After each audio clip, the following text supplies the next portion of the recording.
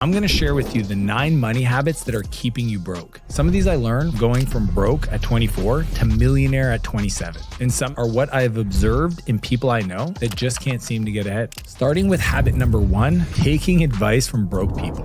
If they don't have what you want, don't do what they do. You should only get advice from people who are where you want to be. You would never take workout tips from an overweight fitness coach. Why would you listen to a broke financial advisor? Why would you listen to your parents that have never done the thing you want to do? I'm not saying be rude about it. I'm saying be careful who you ask for advice from. So here are the 3 types of people you should be getting advice from. The first are mentors. These are people who have succeeded in the thing that you want to go do. There are folks that can act like a guide to the big decisions. See, I always say mentors are the people you turn to instead of your parents. Number 2 are coaches. Specialists with deep expertise in the area you want to be successful in. If somebody was an Olympic athlete, you would say, well, who are you coaching with? Based on their ability to help other people just like them get to the Olympics. You want to find the people that have the blueprint for success to help you get rich. 3 is peers, people on a similar journey. These are ideally people that are like 1 to 2 years ahead of you because they'll bring you the certainty that you're making the right decision for what's working in the market today.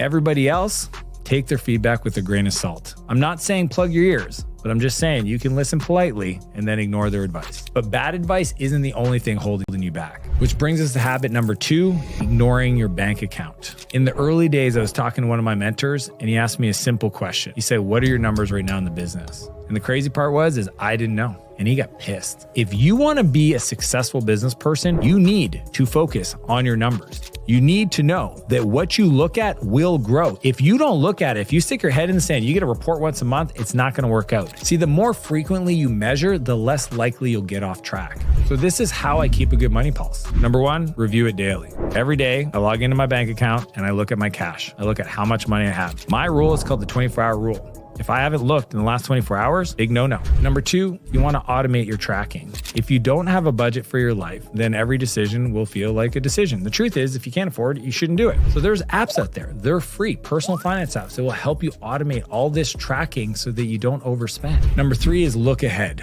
This is all about saving and planning for expenses and making the right investments. And I know this might sound boring, but here's the deal. If you don't become a saver, then it doesn't matter how much money you make if you're always spending more than you're actually taking in. Number 4, create sensors. This is a simple concept that changes everything if you're actually monitoring. But think about like your credit card, you get notified every time there's a transaction. So that cash in your bank account, let's say in your savings drops too low, you'll get an email. You want to make sure you set up these sensors so that nothing weird happens without your awareness. But just knowing what you have in the bank won't be enough.